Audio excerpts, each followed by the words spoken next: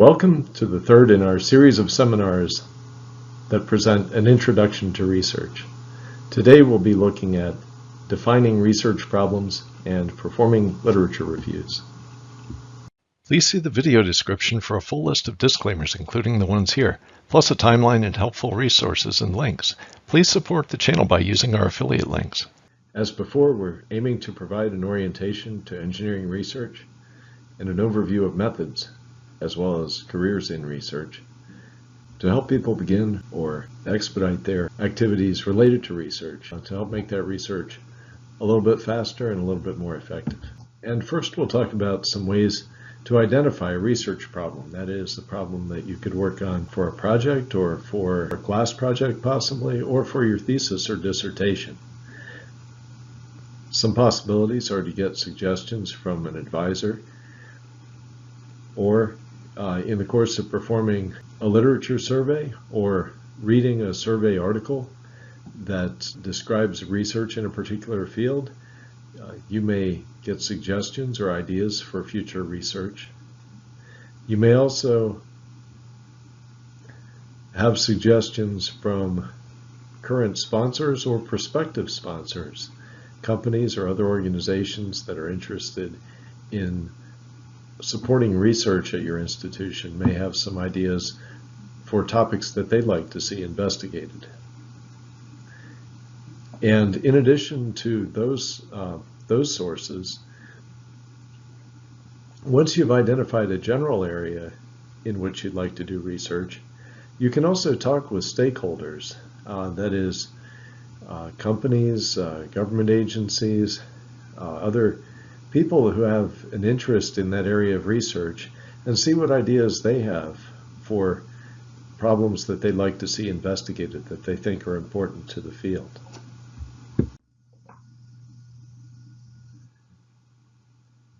The literature review can help identify or refine problem definition, research questions, or hypothesis for your thesis or dissertation or other research. And in the process of doing literature review, you'll find, read, summarize, and analyze research publications on some topic of interest to you. In the process of doing that, you'll identify the most relevant and important papers. You'll identify journals and conferences that typically would have research on this topic, and researchers who are active in the field. To make the literature review more efficient, you want to learn how to read papers quickly to decide whether they're relevant, and if so, then to understand them more thoroughly so that you can include information from those papers in your review. A review is more than just a summary of research on a topic. You'll also provide a systematic analysis of the research. And to do that, you can categorize or classify the research according to major themes, summarize the goals, methods, results, etc. Identify conflicting results if you find any, or missing areas of research within the field or within this narrow topic that you've defined. And in the process of doing that, you'll identify areas for new research, including your own research.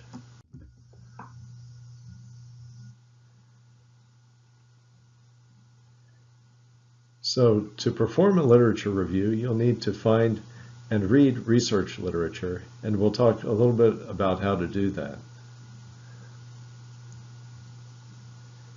Research literature simply means publications that summarize research and findings of that research. And reasons that you may perform a literature review could include just wanting to learn about a new topic. It may also be that you're working on some research and you want to publish that, but you need to understand and summarize related work for yourself and also for your readers as part of an article, or perhaps part of a proposal, or in the background section of your thesis or dissertation. You may also want to publish the literature review as a survey paper, a paper whose main focus is to present a systematic review of literature on a particular research topic. To perform the literature review, you'll need to find, read, and summarize relevant papers. You'll want to identify common themes in the research literature on the topic and sort the literature into categories. For this, we use a term taxonomy that's also used in biology by biologists who classify organisms into different genus and species. And so you can do the same thing, the same sort of thing with literature, just putting it in different categories. Within your field, there may be different ways that you could organize the literature. And then as you read more research in a field, you'll be able to identify gaps in the research, so areas where it would be useful to know more, but no one has really performed the research, or research in that area hasn't yet provided conclusive results. You may also identify some other promising directions for future research, maybe not something that's obviously missing as part of the current research, but something related that would be useful or potentially beneficial to study. And you want to document the results of your study in some kind of report or publication, perhaps a section or a chapter in a thesis or dissertation.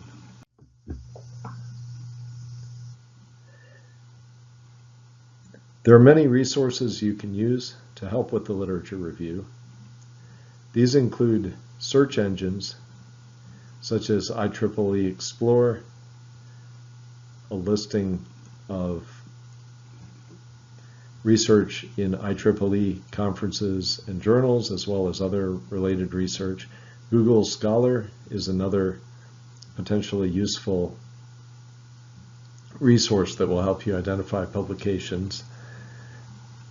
And those will point you to journal articles and conference papers, perhaps theses and dissertations and reports.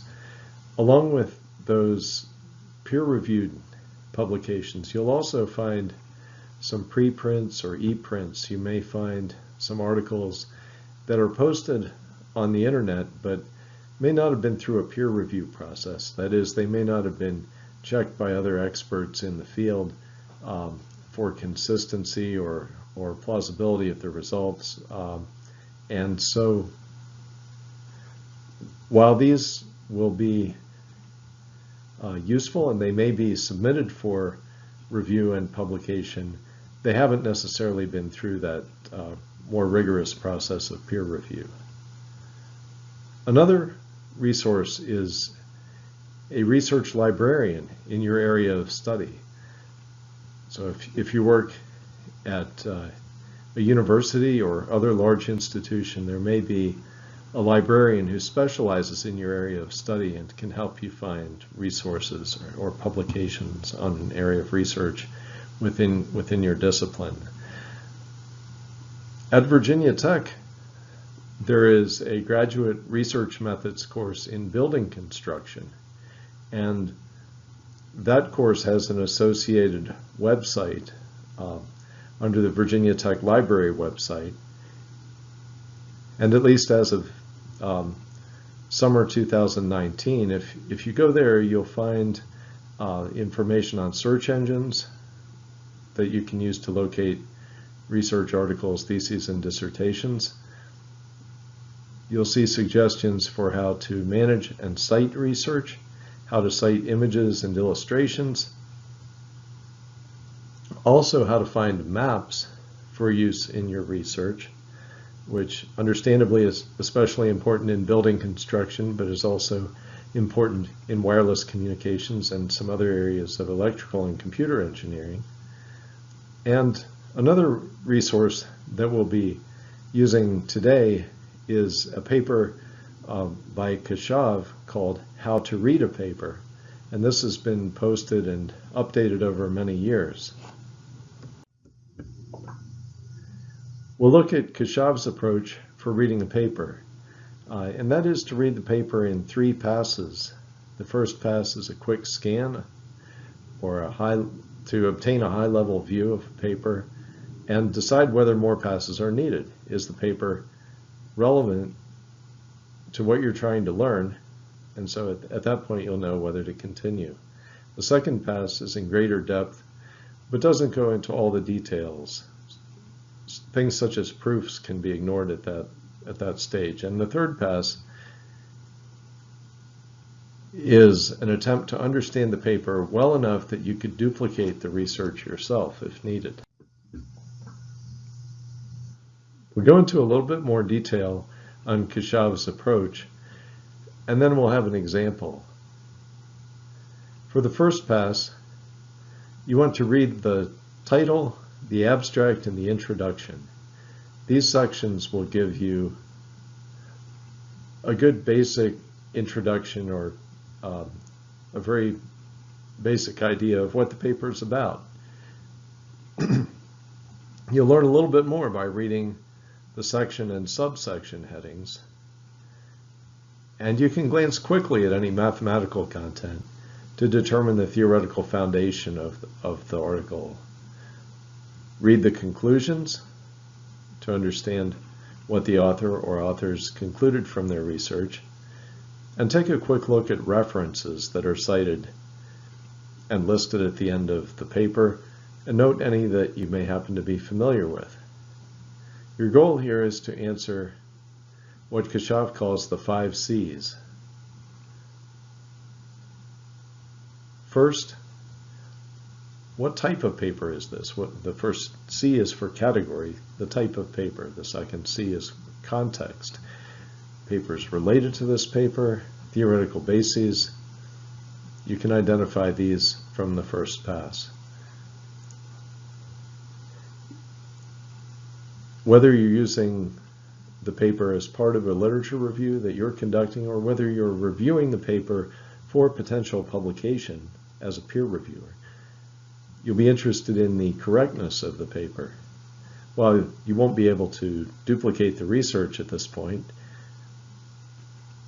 you'll want to identify any potential inconsistencies or assumptions that aren't necessarily valid or that may not be clearly identified. So do a quick check to see if the paper makes sense at this preliminary level of understanding. Fourth is contributions. What does the paper contribute to understanding of the field? And fifth is clarity. How well written is the paper? How easy is it to understand given the level of complexity of the research that's presented? How clearly is it presented? And at this point, after you've completed the first pass, you can decide whether to read or print out the paper and any notes that you've made about it. We'll look at a brief example of what pass 1 of Keshav's procedure might look like. And as an example, we'll use Keshav's paper itself. The title of this paper is How to Read a Paper. The abstract, which is a brief overview of the entire article, in this case is only a few sentences. The paper itself is only 2 pages long, so every section is somewhat condensed compared to what you would see in a longer publication. I've just highlighted a few phrases or a few sections of the abstract that look like they might be relevant. You may have a little bit different take on this yourself as you go through the abstract. What I've identified is that this skill is rarely taught. It leads to much wasted effort, so there's some motivation for learning how to read papers in an efficient way, and Keshav presents a method for doing that and also describes how to use it in a literature review. So far we have the title, How to Read a Paper, we know what the paper's about, and then we know that it attempts to present a practical and efficient method for reading papers that can also be used to do a literature survey, and attempts to fill a need for teaching this kind of approach in a methodical way. The introduction section is a little bit longer. I've just shown an excerpt from that, and you can see again the motivation that there could be much wasted effort, and we're trying to avoid that. The three-pass approach helps by preventing the researcher from drowning in details, as Keshav describes this, and the paper will describe the approach and its use in doing a literature survey. So from these three parts of the paper, we have a pretty good idea of what to expect. And we'll have a better idea when we look at the section and subsection headings. And here we see the introduction that we just read, and then a section on the three-pass approach, and not too surprisingly, the subsections correspond to the three passes.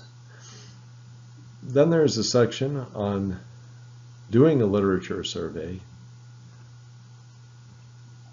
a section on related work, and another section on acknowledgments, and finally a list of references. We'll look for mathematical content in the paper. In this case, there isn't any. If there had been, we would have taken a quick look at that content to try to determine the general mathematical approach that's used in the paper.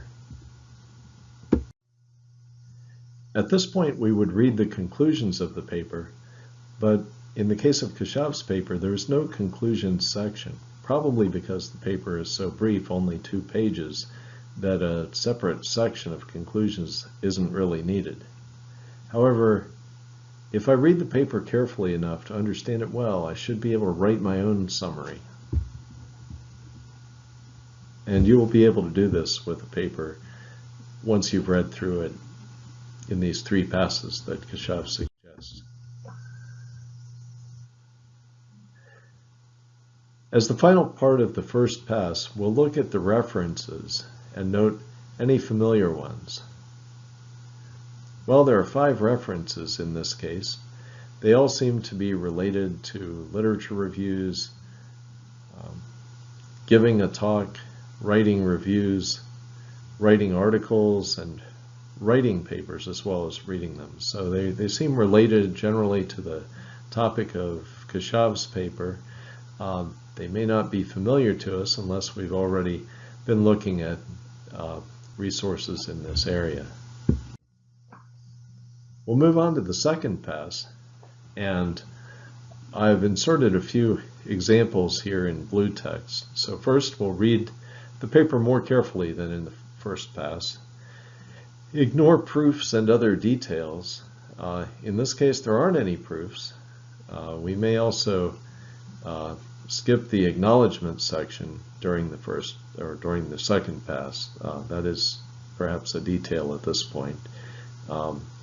We'll record any key points or comments in the margins. So here's an example of something that you might note as you go through the paper. Maybe it's not a major point necessarily, but something that you might be able to use later. So for that kind of thing, as well as for major points that you haven't already identified, you can make notes.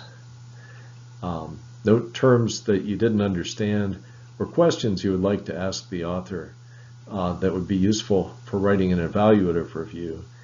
Just for example, here we'd say, what if the reader might not have understood or been familiar with terms like citation or thumbnail in the context of research proceedings. These could be new terms to someone who's just starting research or just beginning a literature review. We'll review figures, diagrams, and perhaps tables and other parts of the paper at this point. Check for details such as proper labeling of graphs and axes, error bars if applicable. However, in this case there are no figures, so we can skip that, but we normally do that as part of the second pass. And going back to the references, if we see any that are relevant that we haven't read, then we'll go ahead and make a note of those. So depending on the topic of our literature review, Not all of the all of the references listed in a paper may be relevant to our literature review, but we'll note that some of them probably are. And in this case, the one on writing reviews for conferences may be especially useful if that's something that you're going to be doing. The goal of the third pass is to fully understand the paper. And for a technical paper, this could take many hours, especially for beginners, especially as you're new to a field or new to reading research publications. And the goal is to attempt to virtually re-implement the paper. So at least in your mind, and perhaps as you sketch out some notes, you want to be able to understand and use the author's assumptions, recreate the work, and compare how you might design the research with the original. Identify implicit assumptions and limitations. So are there any assumptions in any statement that you can identify, and then if you identify them, then challenge them? Are they really accurate? Can you realistically assume those conditions to be true? And then ask yourself how you would present each idea in the paper. So not only how you would perform the research, but how you would communicate it. Write down any ideas you have for future work. That'll be for yourself, especially as you perform the literature review as one of the early steps in your own research. And at this point, you should be able to remember the entire structure of the paper, identify strengths and weaknesses, such as implicit assumptions, missing citations, possible problems with experiments or analysis. And once you can do this, you're in a much better position to write an evaluative or critical review as needed for evaluating a paper for publication in a journal or conference.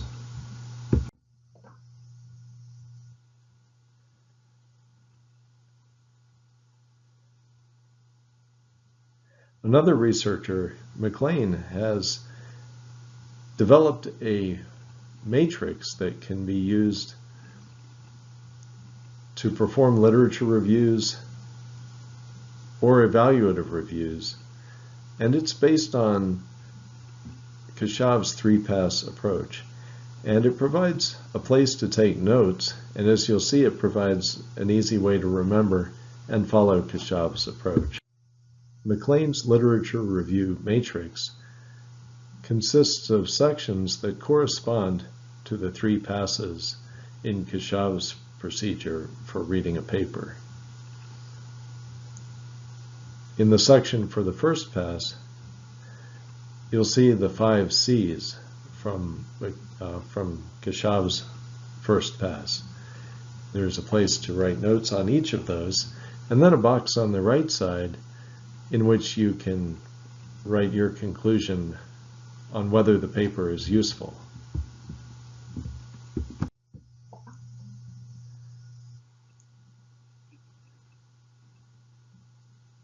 There are 3 different sections or subsections under the second pass, as well as a note that it should take about an hour to perform.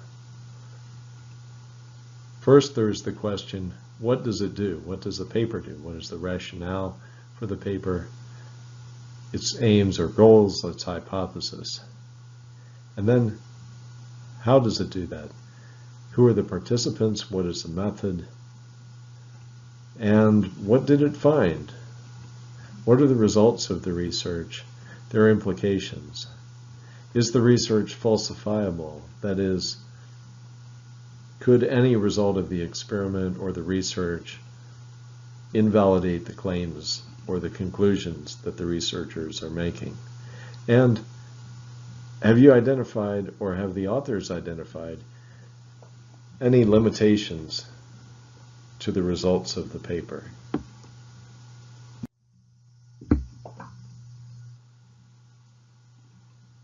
In the third pass, we look at weaknesses of the paper, such as implicit assumptions, experimental or analytical errors, or any data that are presented that appear to be anomalous or questionable, missing citations. Are there other relevant publications that the authors should have been aware of and that you think they should have listed along with the references that they cited for their paper? And in terms of strengths, we look at the effectiveness of the presentation, the support for conclusions, internal efficacy or internal consistency of the paper. Keshav's approach goes beyond reading individual papers, and Keshav further discusses an approach to performing literature surveys. Keshav notes that a researcher performing literature review will be reading tens of papers, perhaps more, and perhaps in an unfamiliar field. As a first step, the researcher can use a search engine, such as some of those that we mentioned earlier, and Sightseer is another example. This requires a careful choice of keywords to limit the scope of the results to those papers that are mostly relevant to the topic, yet not lose or miss out on relevant papers because the keywords are too specific.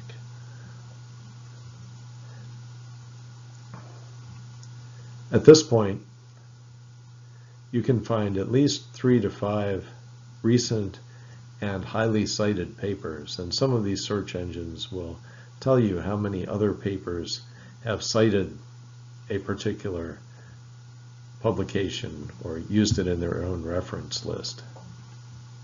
You'll read each paper among these 3 to 5 most relevant papers and follow the approach for Pass 1 that Keshav recommends. Also, you want to read the related work sections of the papers. Ideally, one of the papers will cite a recent survey paper or an article that presents a literature review on the same topic. And if that is the case, then you'll be able to find a lot of the information you need in that survey paper. And there may be one or more survey papers depending on the area of research. If you can't find a survey paper, look for shared citations and authors that are cited in more than one of the papers that you found.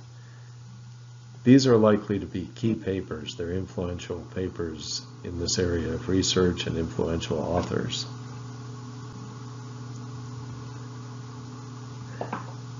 At this point, you can download those papers and note the best conferences, the conferences that appear to publish or at which research in this area is presented, or those conferences or journals that appear to publish articles on the topic that you're interested in, and make a note of those so that you can look for more papers in those conference proceedings and possibly in those journals as well.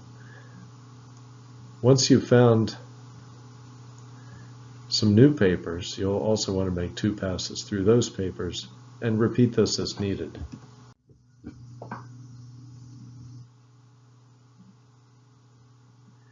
Research publications, such as those that you'll find when you perform a literature review, can vary in several respects, and those include the publication format, the type of research contribution that the authors are seeking to make, the methodology that the authors follow, and related to that, statistical methods that are used within the paper. Publication formats include journal articles and conference papers that are found in peer-reviewed journals and proceedings. books such as textbooks or handbooks, reports from projects, theses and dissertations.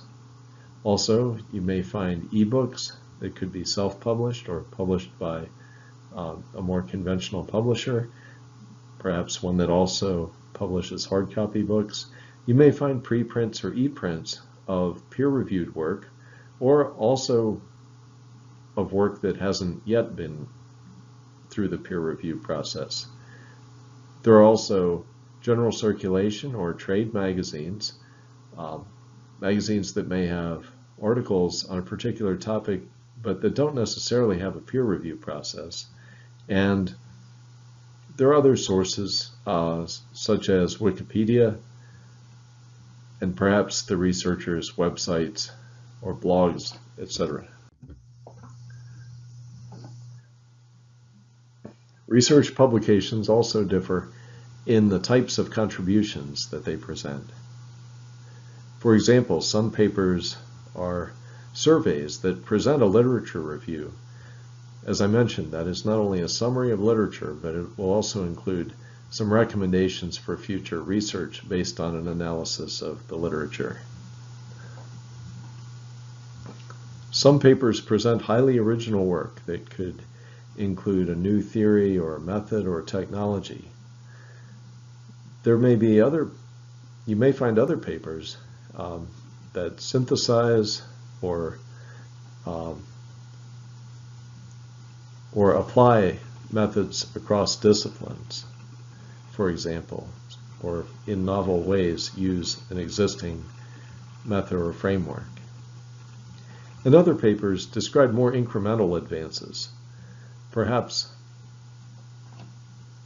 these papers may not be as highly cited as the previous three categories would tend to be if they're successful, yet they can still provide useful contributions, such as describing or analyzing an existing system, a research prototype, or a variation or improvement of an existing system.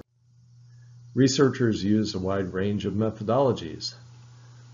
Some papers will present an analysis that's more theoretical, mathematical, or statistical, in which equations describe a system or a process in a way that provides insight into the role of different parameters in a system. For example, while such an analysis is very rigorous, it may require some simplifying assumptions to make it tractable or feasible to perform. Researchers may also perform simulations or simulation experiments. These are more controlled and potentially can be conducted at a larger scale than our next category, which is experiments. They can be more realistic than a purely mathematical analysis, just because more detail could be included. However, if they are very slow, if they're very detailed or complex, simulations can be very slow. They can take a long time to run. They won't necessarily run anywhere near real time, and if we're looking for results at a high level of precision, a correspondingly large number of simulations is required. Experimentation and observation are another category of more empirical research. Experiments have some advantages. They provide control and realism, a level of detail beyond what can be achieved even in simulation. On the other hand, logistically, it can be very difficult to perform experiments on a large scale. However, experiments provide very useful validation of theoretical and simulation results if the experiments provide results that are consistent with the theory and simulations. Related to experimentation is observation. In some cases, you may not be able to set up an experiment, or it may not be desirable to do so, but you may have data available that can be analyzed to help understand a phenomenon. In some cases, it may be a disaster, something you definitely don't want to replicate, but something you do want to understand based on the available data.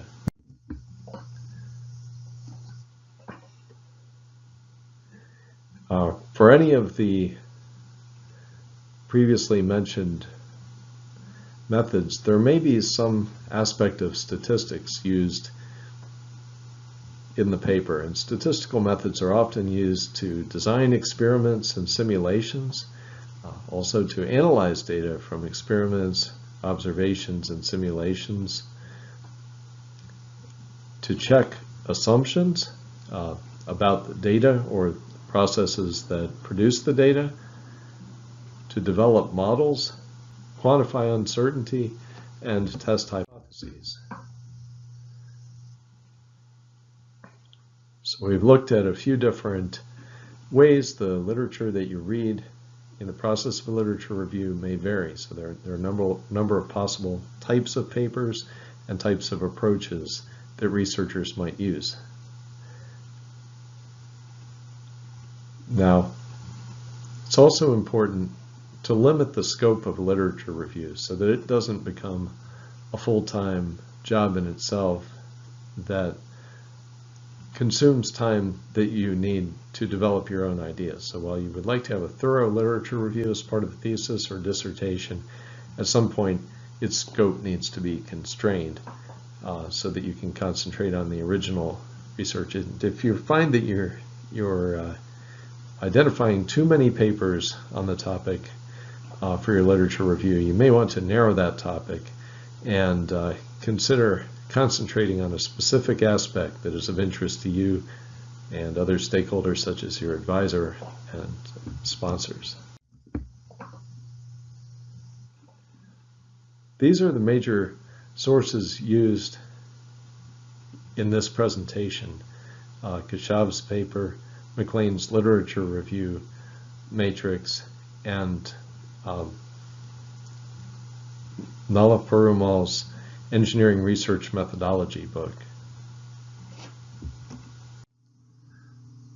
Rather than have homework for the next session, I'm just going to select a paper that is of interest, at least start to read the paper using Keshav's approach, and summarize that information using McLean's literature review matrix. And all of these will be available to you, that paper and the literature review matrix.